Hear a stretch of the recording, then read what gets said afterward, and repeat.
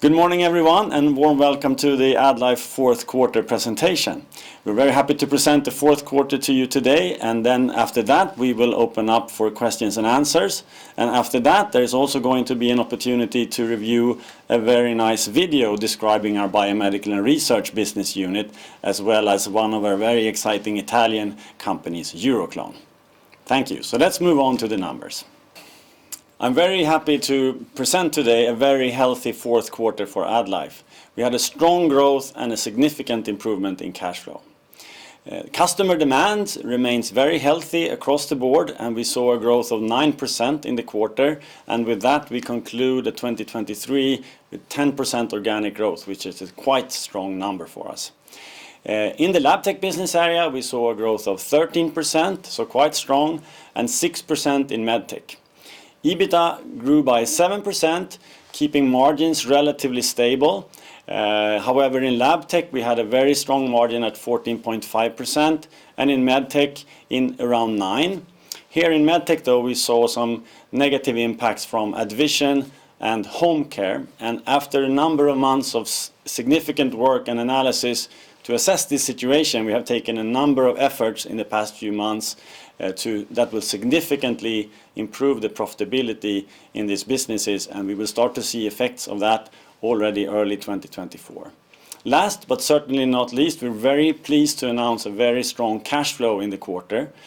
450 million in cash flow compared to 350 in the corresponding quarter of last year. We also saw a significant improvement compared to the previous quarter, and we were very pleased to see the release in inventory. So with that we were able to reduce the debt with around 400 million in the quarter as well. So now moving towards the net sales development and EBITDA development.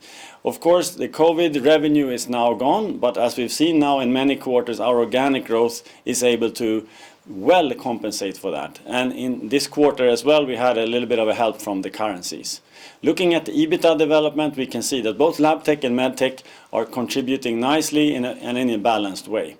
We have a number of one-off items, but this will be presented by Christina when she does the financials presentation. So Christina? So yes, thank you Fredrik. So let's start with the write-down and one-offs that has impacted the fourth quarter with a total of 134 million. They are all actions related to AddVision and Camanio, and Fredrik will speak more about this later. We had a recurring cost or the restructuring cost in AddVision of 8 million. Then we have a write-down of fixed assets within Camanio of 19 million, and we have the write-downs of the intangible assets within both Camanio Health and Camanio Care, summarizing to 106 million. The annual savings from those actions will be a total of 80 million. In AddVision, there will be savings of 20 million starting in January going forward. In Camanio Health, 10 million, also starting in January going forward. For Camanio Care, there will be a saving of 50 million. This will be gradually realized until the third quarter of this year. So, the total annual positive cash flow impact from those activities is a total of 110 million. This will also be gradually realized during the year. In the interim report, there is a table that explains and shows the allocations in the income statements for the ones that want to know more. The write-down in Camanio also have a tax impact, since losses are not carried forward. If those would have been excluded, that is the write-downs, we would have had a tax rate of approximately 34%, which we talked about in the third quarter. In the quarter, we have also made a reversal of the contingent consideration related to Healthcare 21. They had an ambitious goal, and the performance came in just below that ambition goal, meaning that there will not be a payout for this contingent consideration. Moving into the profit and loss, strong sales growth again, 9%. Also the organic growth, excluding currency impact and COVID, was 9%. There is a slightly lower gross margin, mainly related to high instrument sales. Also, the increased operating expenses mainly relates to increased commercial activities and strengthening of the sales organization within areas where we see future growth. There is also a component on the currency in the operating expenses. 30% of the increase relates to this. Other income and expenses there we have the reversal of the contingent consideration. Interest cost increased in the quarter, but we had positive exchange rate gains, meaning that the net was plus 15. If we then take out the write-down and the one-offs of 134, we end up with a profit before tax of 2 million Swedish crowns. Operating cash flow in the beginning of the year was weak due to the fact that we did use cash flow for investing in current as well as future growth. But we did end 2023 in a strong way. This is both relating to seasonality, as you can see, the fourth quarter is normally the strongest one, but also to release of working capital. Now we have left COVID behind us. We have an increased medtech business, meaning more orthopedics, more consignment stock, demand for fast deliveries, etc.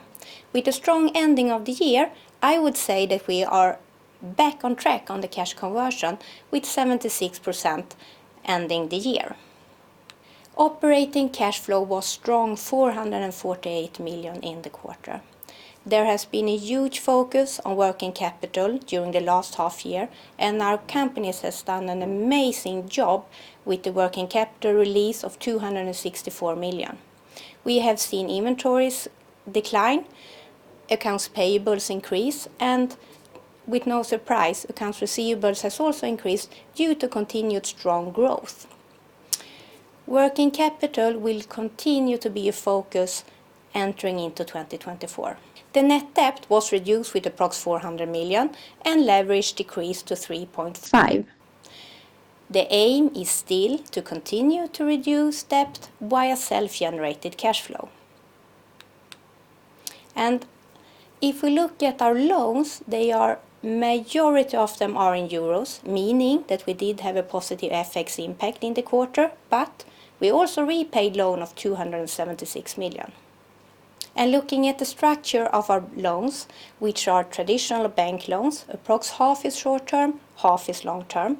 The short-term loan are due in Q1 2025, and the long-term is due in Q3 27. We have variable interest following Euribor, meaning that the interest rate increased in the fourth quarter since we have 1 quarter delay. So now we are hoping that this was the last increase, and the average interest rate for the quarter was 5.9%. We have 2 covenants. One is interest coverage ratio and the other is equity ratio. We have good headroom in both of them. And with that, I will hand over to Fredrik again. Well, thank you, Christina, for that thorough review of the financials. And now we move on to market trends and implications for AddLife. Clearly, we are in a post-pandemic environment, and the healthcare systems are addressing the significant need for surgical procedures. So with that, we see elective surgery procedures increasing. That has been the fact for us in 2023, and we expect that trend to continue. So for AddLife, that means an additional boost in demand for all of the businesses that we have that are engaged in surgery. There is a staffing shortage in the healthcare system and some healthcare capacity constraints. With that, we see an increased demand for time and resource-saving products and services, and this is something that the AddLife companies are really, really good at. So an opportunity for sure for us as a company. The healthcare systems are back to more normal budgets.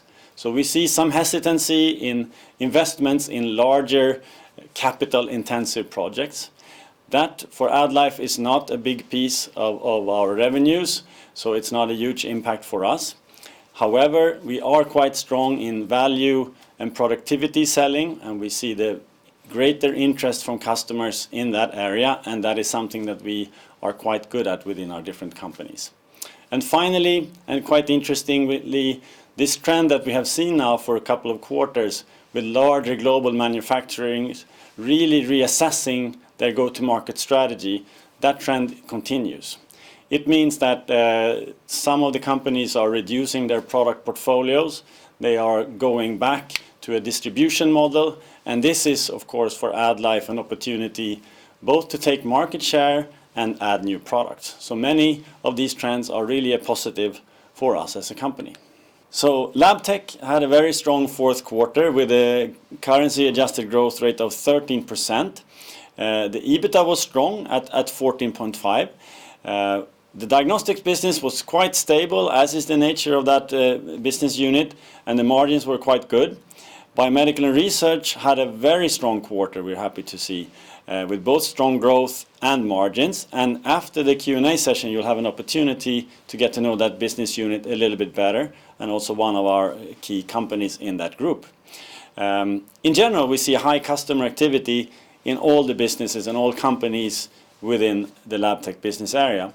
And in particular, the activity was high in the pharma industry. And that's a very important customer group for us, so we're very pleased to see that positive development. In addition to that, we did talk in the third quarter about expectation of invoicing in Eastern Europe, and I'm very pleased to see that that indeed materialized. So that triggered extra revenue, profitability, and also inventory reduction. So all in all, a quite strong quarter for Labtech. Moving on to Medtech, we have also a solid quarter, organic currency-adjusted growth at 6%.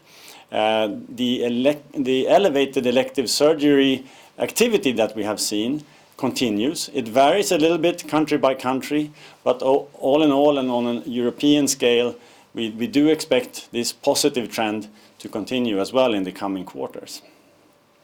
The hospital companies in general are performing quite well, so that's very great to see.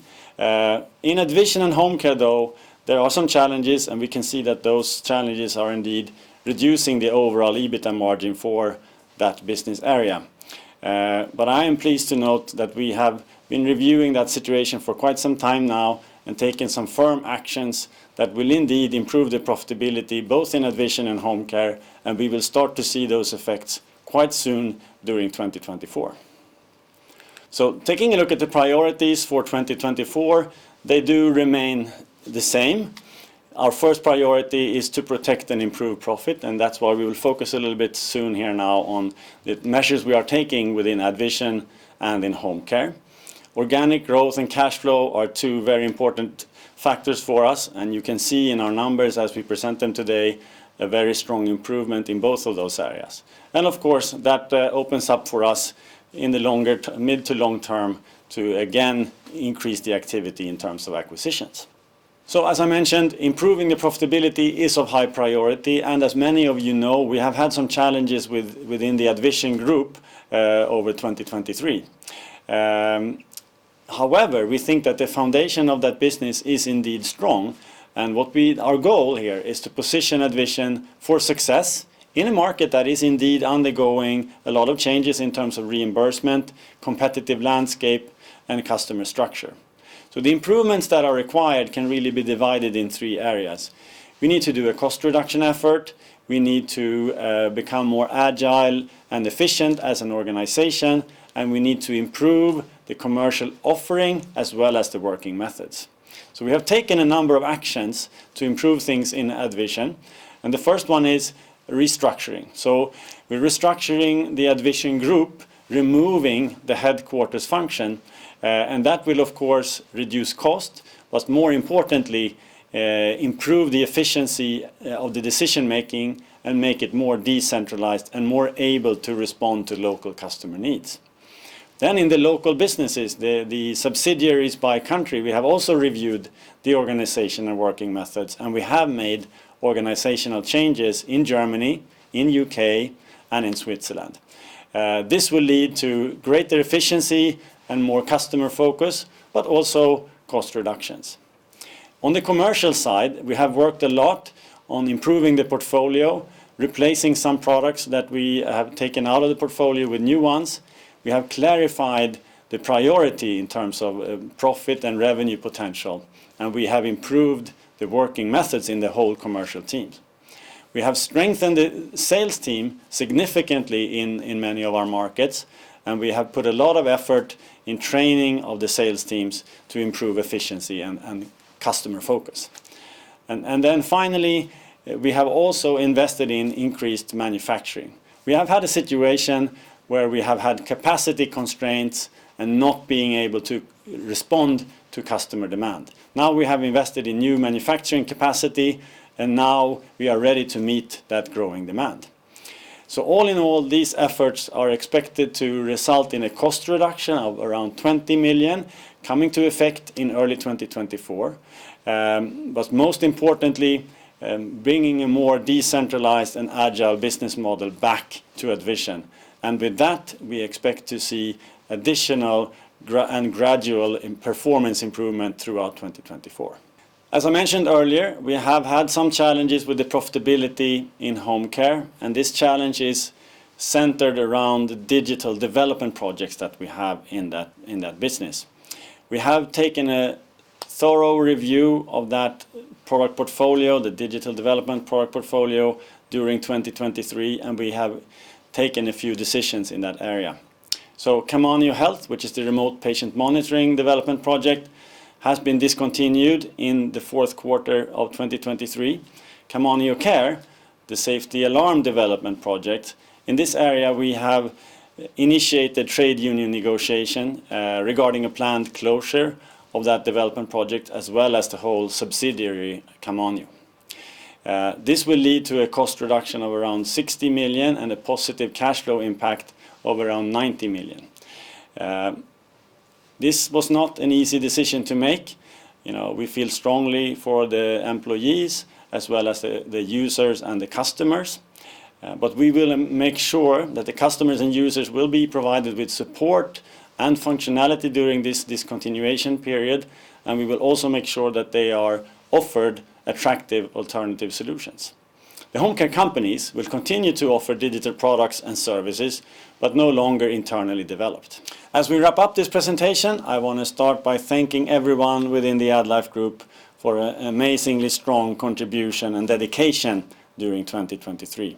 I'm very pleased that we were able to wrap up 2023 in such a strong way with a very solid fourth quarter. If we take a look at the market, we see that the customer demand is solid and it's expected to continue that way, and our companies are very well positioned to benefit from that customer demand.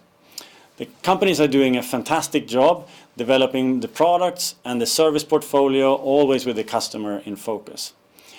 We have taken significant actions during the quarter that will improve profitability going forward, and I'm very pleased to see that we have a strong cash flow generation in quarter 3, but even more so in quarter 4. And that has been the result of a lot of efforts across all the companies. This increased cash flow, of course, gives us a lot of confidence in our ambition to reduce debt through our own generated cash flow. And doing that, we will gradually be able to increase our pace of acquisition again. So this past few weeks, I've been fortunate enough to go visit many of our companies and attend many of the sales meetings that we have in the beginning of each year. And the impression from all those meetings has been amazingly positive. We have a very, very strong team in all parts of the organization. The commitment is very, very strong, and the passion about what we do. Everyone in this company is very much focused on the patient and improving people's lives. So with that, I'm very confident in saying that we have a very positive perspective on 2024. We expect to see continued growth, continuous focus on improvements in profitability and cash flow, and we see a lot of new and exciting growth initiatives. So with that, we start by opening up for the questions and answer sessions. And for those of you who have time, do take a few minutes to listen to a very nice video of the Biomedical and Research Business Unit and the exciting activities we have there. Thank you.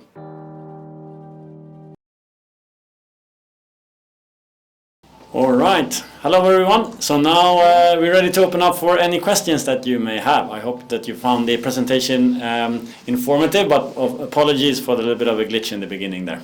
So let's go. I think we saw some some questions coming up. Did I see Carl? Did you have a question? Yes, good morning. Good morning. Good morning. Good morning. And Christian, I have quite a few questions, but maybe we can start on the medtech margin. I mean, yeah, it looks weak, of course, and I guess it's the worst, I think, margin for medtech in a Q4 ever, and Q3 was relatively okay, I guess. So can you just elaborate a bit on what has happened in AddVision? Because I guess that's most parts of the delta sequentially. What has happened in AddVision and can you say anything what the margin actually is in AddVision right now? Yeah, you're right. I mean, AddVision did pull down the overall margin in medtech, in a not insignificant way. I think it's important to keep in mind that Q4 of last year was an okay-ish margin, if you will, in AddVision. We had a little bit of an improvement there from the previous quarter, but this Q4 now 2023 really was not good. We unfortunately we dropped down into a negative numbers for AddVision, so that was painful. But on the other hand, we are pleased that we have been for a number of months now implementing a number of changes in that business area and that in that company that we're confident will turn the trend. But yes, that's a big drag in the margin for MedTech this quarter, clearly. But I think it's also important to note that in general the MedTech Q4 is a bit weak due to seasonal effects.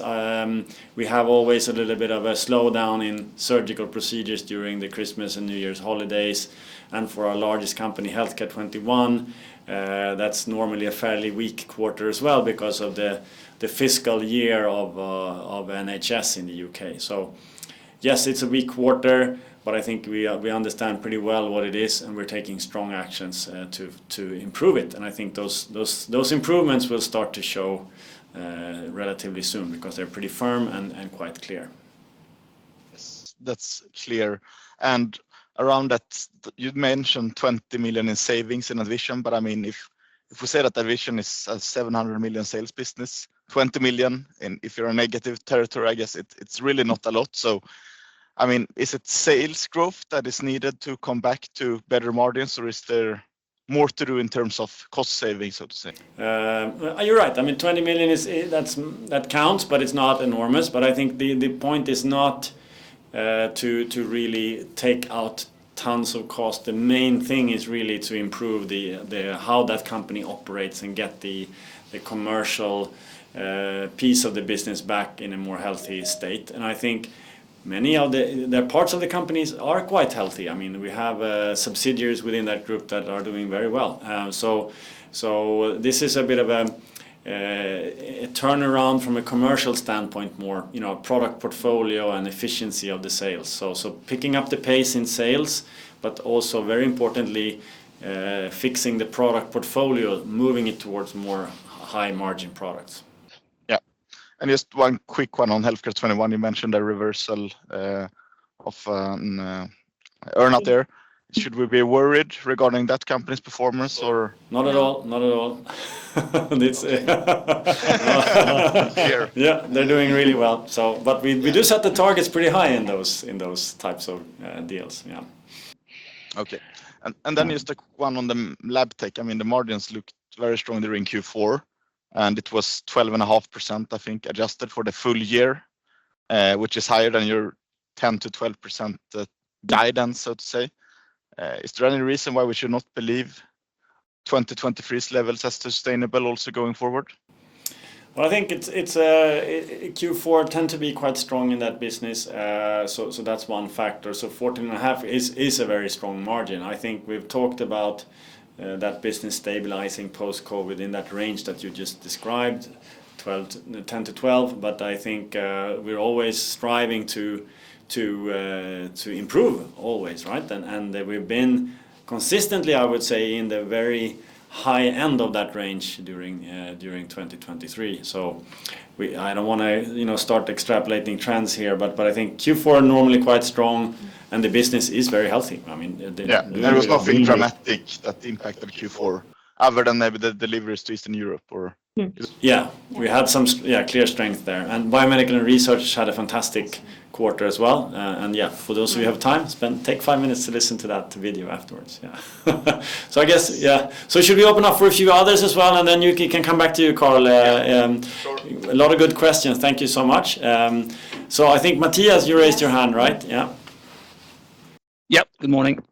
Good morning. Good morning. So, 2 questions, please. Then, as you enter 24 now, the comparables for medtech will become more challenging, starting in Q1, given the strength you've shown in 23. So, the 6% growth, organic growth you saw here in Q4, is that a good proxy for how we should frame our expectations for medtech, or is there anything else to add from waiting lines, staffing shortages, etc., in terms of trends that you see that could either help or challenge that number I just threw out? Yeah, I think you have a good point there. I mean, we have had throughout 2023 that tailwind from surgical procedures, and now we start to see that in the comps as well. So that is a good point. We do think that tailwind will remain. I think the surgical procedures will still be elevated. I think some countries have done well in addressing the waiting lists, like Spain seemed to be one of those, for example. As you probably know, the waiting lists have increased over the entire 2023 in places like the UK, even though in November we start maybe to see a bit of a shift in trend. So that could be a positive for us as well if there is a more concerted effort to really reduce that waiting list, to stop the growth and start to address it. That could be beneficial for us since that's a big market for us. So I think it will continue. We don't want to give a guidance for growth projection or growth guidance, but I think the main trends remain, but the comps will be slightly more challenging. Yeah. And then secondly, on lab tech, surprisingly strong organic growth of 13% in the quarter. Just want to make sure there were no large one-off orders that helped the growth. You called out Eastern Europe and biomedical research, but nothing that you would classify as one-offs, rather strength driven by those elements. Yeah, Eastern Europe was good. I mean, we were expecting and had been promised that there would be a lot of invoicing in Q4, and indeed that happened. So that was great.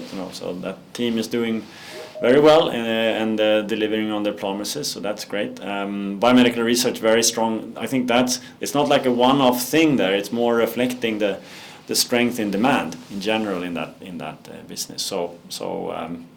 So nothing big in terms of one-offs. So is there something you'd like to add? No, it's only the Eastern Europe that was slightly slower in Q3 then. Yeah.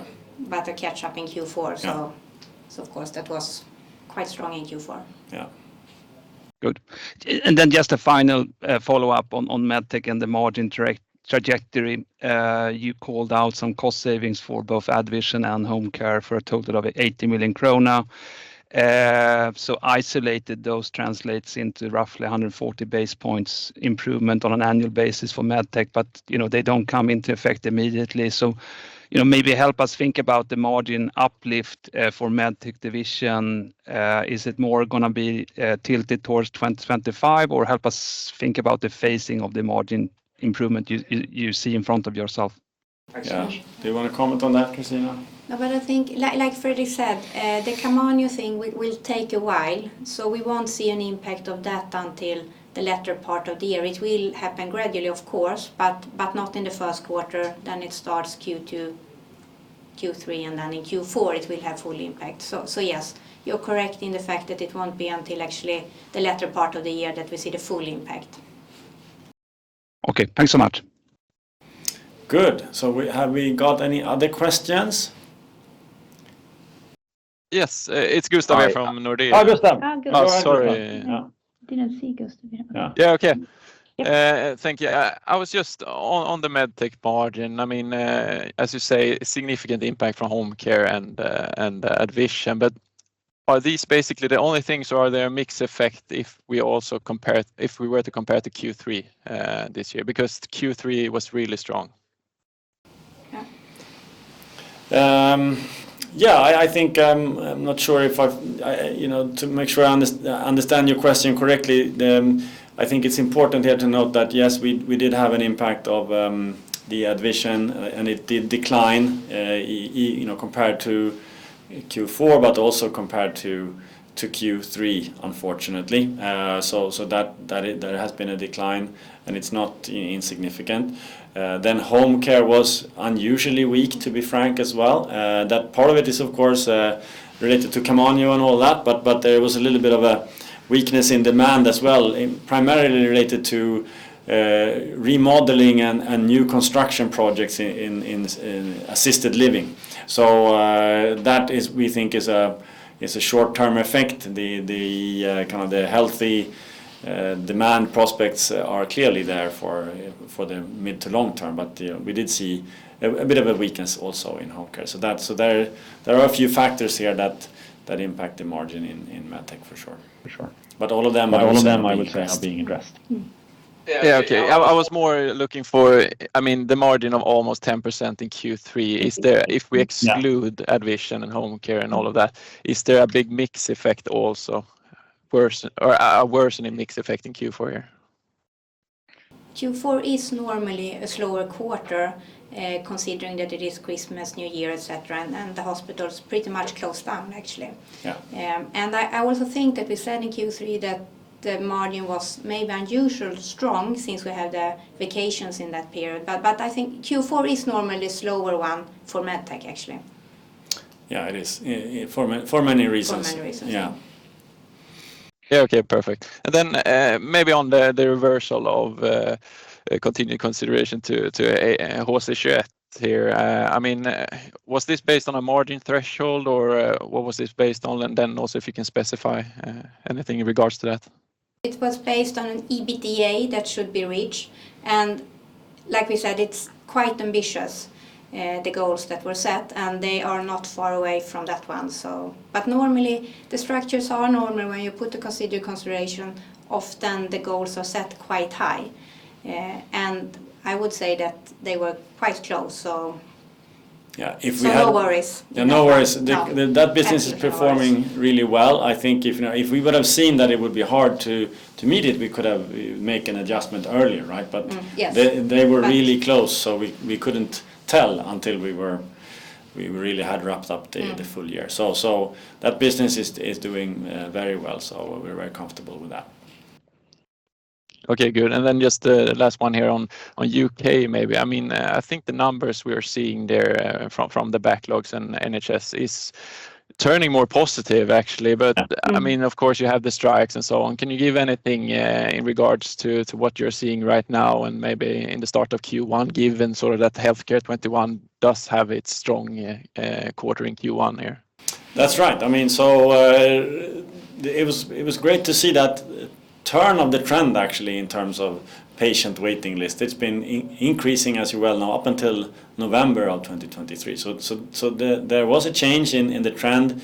Of course, if you read the articles around that, to really make a dent in that massive patient waiting list, it has to be an significantly increased surgical activity for many quarters, maybe even years to get to that. So I think that will be a solid tailwind for us, and I think it seems to be accelerating. We do see, and we hear from our teams. I've had the opportunity to chat with many of our team members over the past few weeks, and we see that there is indeed an increased activity. We also see that the healthcare system are taking new approaches to more efficiently reduce the numbers. So there is a bit of a trend shift there. Okay, perfect. Thank you. Great. All right, thank you so much. Let's see who else has a question. Charles Weston. Yeah. That's great, thank you. Yeah, Charles Weston from RBC. 3 questions, please, if I can, on medtech. The first one is on the rationale for the medtech companies. That strategic shift that you talked about, more towards the use of distributors. Could you give us a bit more colour on that with regard to perhaps the product categories, the complexity of those products, whether they're more commodity or high complex products, and perhaps what any other sort of trends you can pull out there? Well, I think there seems to be a review ongoing with many of the larger global manufacturers to take a look at product portfolios, where to focus, where they perceive they have an edge, and where they think they're not maybe not efficient as they need to be. So that's happening. So that means for us that maybe some competitive products will disappear, so we can take market share that way. Or if we find attractive and we have good discussions along those lines with many global suppliers, that that we can also take over some of those product lines. Given the of course we are pretty particular about in terms of the profitability we can generate from those products. So that's one thing. And I think in addition to that, many companies are seeing that it's very complex and costly to set up an own direct sales force for the vast and fairly complex European markets, right? So if you have a partner with a strong foundation in place in a particular country and very importantly service and support resource, that can be extremely valuable. And I think for someone like us who has a pretty broad product portfolio and the ability to continuously evolve it, and with that we can defend having a very very strong commercial and service field team. That is becoming even more attractive of an asset. So there are a lot of dynamics going on here. I think it gives us an opportunity to take on some really high tech products that do require a lot of service and support, but also more volume products if we decide that makes sense for us. Did that answer your question? Yeah. Yes, that gave me some more colour. Thank you. Thank you. The second question is on like-for-like pricing. What was your tailwind in 2023, and given the pricing discussions you've had at the beginning of this year, how would you anticipate that looking in 2024? So I think for us we have a very broad product range, as you probably know, about 18 million SKUs. So it's hard to say a specific number, but we have seen, of course, price increases from suppliers. We have been able to pass most of those on, not immediately always, because a large share of our business is indeed linked to tenders and long-term contracts. So it has been a process where the majority of it we could relatively quickly pass on. The others have been a little bit more of a protracted process. So we have been gaining a little bit, of course, from that price increase. It's hard to say the exact number, but a few percentage points, I think, is coming from price increases. Okay, so a few percentage points, but perhaps not as much as mid-single digits? No. I would say 2, 3, something like that. Maybe 4, yeah. Okay, thank you. And then just lastly, on the competitive landscape and pricing for M&A opportunities that you're seeing in Europe, given valuations in the public markets have declined, I know it always takes a lot longer for private transaction multiples or expectations to decline as well, but have you started to see that? What's your view on sort of deal volume in the market?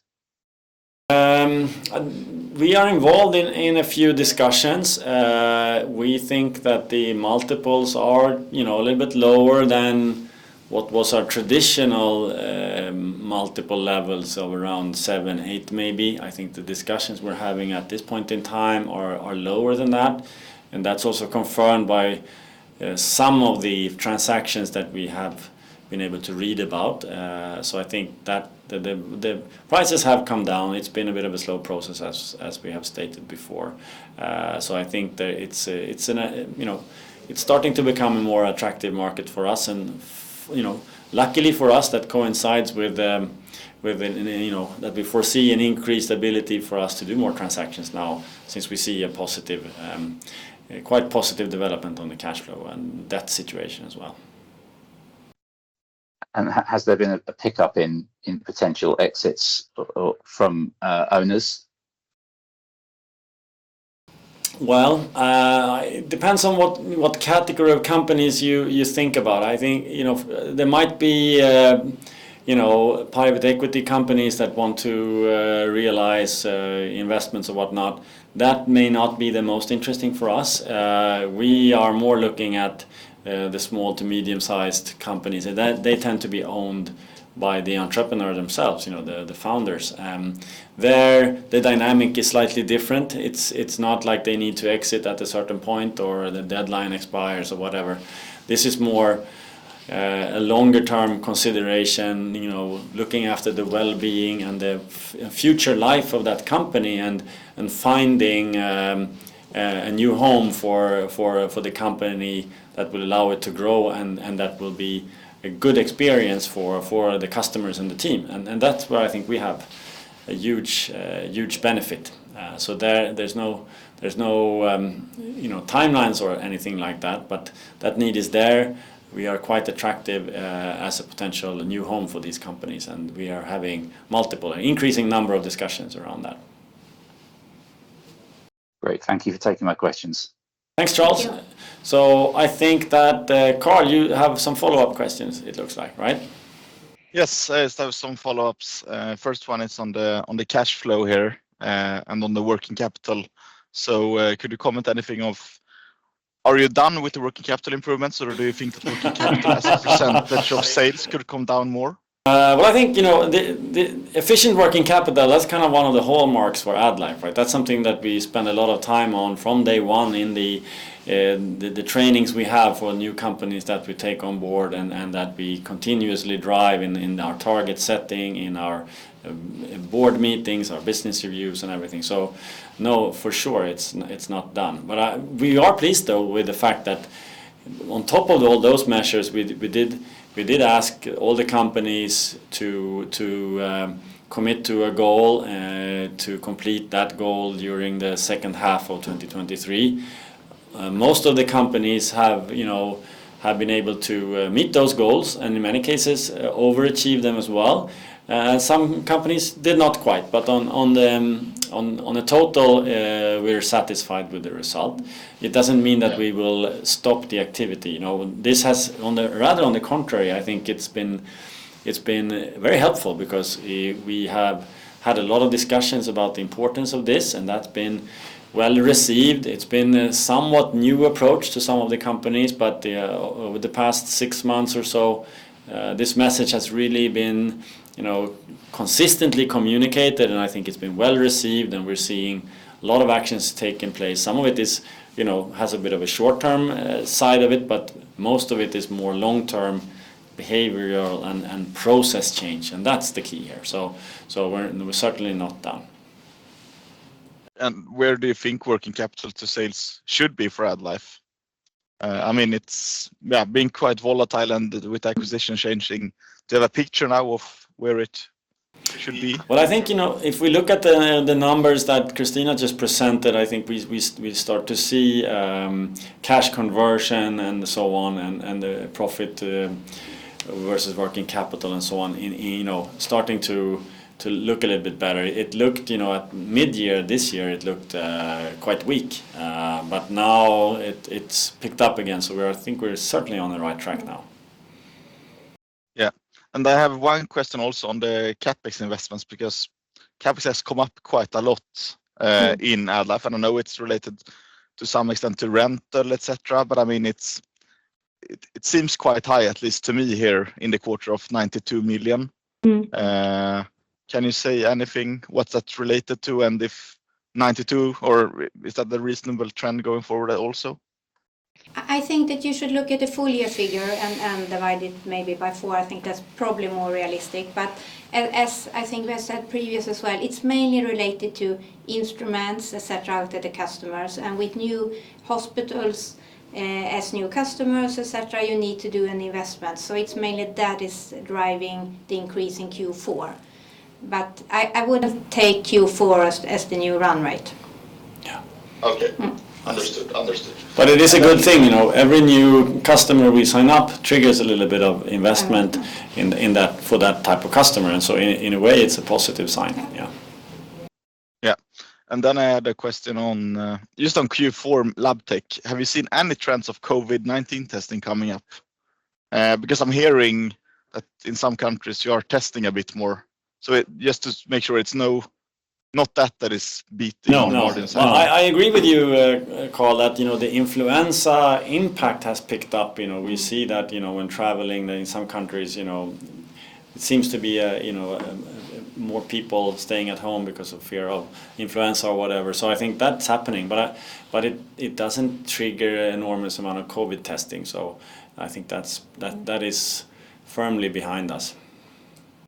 Yeah, that's good. And just a final one on the strikes we have seen in the UK. Has that impacted you in any sense in the beginning of 24? Yeah, it has. It has impacted us a bit. Not enormously though, but it has impacted, and it has kind of reduced the surgery activity. And I think it's partly, this is one of the reasons why the waiting lists haven't been coming down in during the year. But now, we're cautiously optimistic here. We're reading the numbers, seeing the fact that the trend seems to have changed. We're picking that up also from our sales team that indeed the activity seems to be picking up, and new measures are being put into place. I think there's an increased willingness and activity in terms of engaging the private healthcare systems as well to address the waiting list. So that is potentially a change in trend. Could be linked to politics as well. Who knows? Elections may be coming up, and we certainly saw that trend in Spain in 2023. Yeah, that's good. That's all for me. All right. Thank you. Have a good day. Thank you, Carl. Thank you. Good questions. And thanks everyone for listening in. Do we have any further questions? No? Okay. Well then, thanks everyone for calling in. Good questions. And again, we're super happy with the quarterly numbers that we were able to present. The team has been doing an excellent job. Now, for those who have a few more minutes, do stay on to see the video that we put together focusing on biomedical and research, which was a part of our business that did really well this quarter. So thanks everyone, and see you soon. Take care. Bye-bye.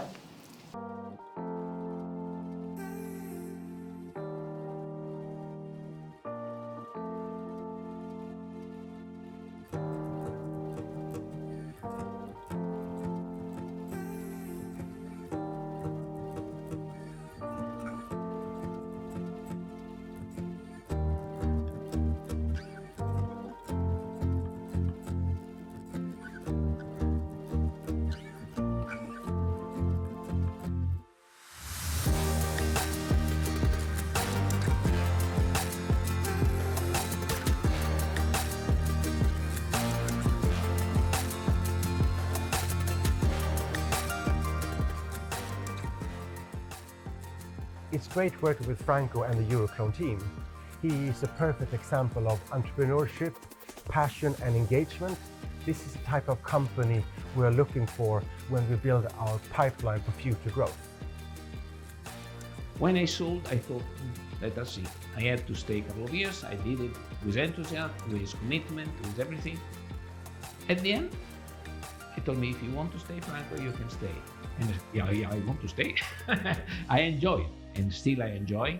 And I see this as an opportunity to continue the journey I started, and not only as I did it, but even in a more constructive manner, because there are a lot of things to do in a group, because there are many other companies, and supported by the AddLife management, I am exploring other areas that can contribute a lot to the growth of the company, growth of the group.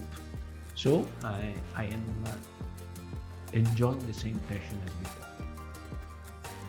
Euroclone route go back to the many years ago. And everything started with a dream. As an entrepreneur, to create a company, to be able to bring to the Italian scientific community innovative products available in other parts of the globe as soon as possible, to give them the best ammunition to continue their research activities. In fact, our motto was serve science through innovation. This generated a solid relationship with the Italian scientific community. Why distribution? Distribution is flexible. You can change according the change of the technology. You can change according the need of the customers. Having AddLife as a parent company, I could invest in something useful in that time that created important revenue, important profit, that was invested to strengthen the company and to look for new venture. New venture is new technology that are emerging, spatial transcriptomics and next generation sequencing.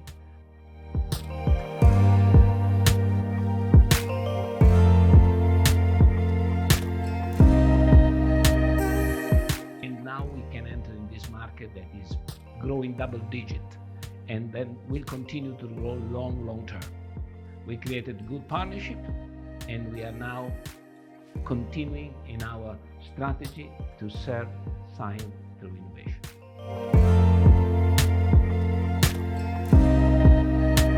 At AddLife, we know the decentralized model works very well.